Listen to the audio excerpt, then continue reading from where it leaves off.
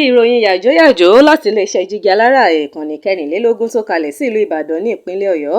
Abbas Afọláṣadé ni oníròyìn yìí. Ẹgbẹ́ kan the Youth Assembly of Nigeria ìyẹn YAN ti fi ẹjọ́ àwọn bàbá onílé àti ìyá onílé kan àwọn abániwálé ìyẹn tí a mọ̀ sí ẹ́jẹ̀ǹtì sun Gomina Adeleke ní ìpínlẹ̀ Ọ̀ṣun. Èyí wáyé látàrí owó ilé tí wọ́n lò tí wọ́n jù ní ìpínlẹ̀ Ọ̀ṣun tí kò sì sí òfin kankan tó ká àwọn bàbá onílé lọ́wọ́ kò. Kódà gbèdéke ọjọ́ 7 ni ẹgbẹ́ náà fún Gomina Adeleke àti ilé ìgbìmọ̀ aṣòfin Ọ̀ṣun láti bọwọ́ lu àbá tí yóò gbógun ti ìdààmú táwọn ará Ọ̀ṣun kojú lọ́wọ́ àwọn onílé àti ẹ́jẹ̀ǹtì o. Agbẹnusọ YAN Ahmed Fasomi ṣàlàyé fún àwọn akọ̀ròyìn pé ẹnu kan là fi ń sọ̀rọ̀ o pé kí ìjọba fòpin sí báwọn onílé ṣe ń ni aráàlú lára pẹ̀lú owó ilé gọbọi. Gbogbo ìlú ló wá ti di ibi táwọn láńlọ́ọ̀dù àti ẹ́jẹ̀ǹtì ń fi pa owó gọbọi láìsí òfin tó yẹ̀ wọ́n lọ́wọ́ wò.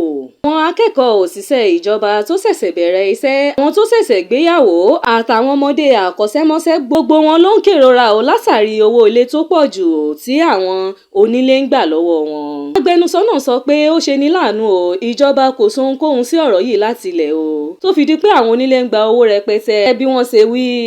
Ìgbésẹ̀ kíákíá tí yóò dẹ́kun ìfìyàjẹni yìí ni àwọn ẹgbẹ́ náà sọ pé àwọn fẹ́ láti ọ̀dọ̀ ìjọba o. YAN rọ Gomina Adeleke láti bẹ̀rẹ̀ iṣẹ́ lé lórí láàrin ọjọ́ 7 o. Wọ́n fi kún pé kì í ṣe iṣẹ́ ìbẹ̀rẹ̀ lórí àbá tó wà nílẹ̀ ìgbìmọ̀ lórí rẹ̀ o, kí wọ́n sì gbé ẹ̀ka kan kalẹ̀ tí yóò máa rí sí ohun tí àwọn onílé bá ń ṣe lọ́sùn. Wọ́n rọ ìjọba ìpínlẹ̀ Ọ̀ṣun láti rí sí ọ̀rọ̀ yìí láàrin ọjọ́ 7 kí wọ́n mú ní pàjáwìrì. A fẹ́ ṣe ìwọ́de wọ̀rọ̀wọ́ tẹ́lẹ̀ ni ṣùgbọ́n a sún síwájú nítorí rògbòdìyàn òṣèlú tó wà lọ́wọ́ ìjọba ìbílẹ̀ wa o. Bẹ́ẹ̀ ni ẹgbẹ́ AYN ṣàlàyé bẹ́ẹ̀. Kò ní jù báyìí lọ lórí ìròyìn yàjóyàjó fún ti àkókò yìí. Ẹ máa bá wa subscribe sí ìkànnì Jígí Alára ìkànnì 24 tó kalẹ̀ sí ìlú Ìbàdàn ní ìpínlẹ̀ Ọ̀yọ́. Abbas Afọláṣadé ni oníròyìn yẹn. Ẹ ṣé púpọ̀.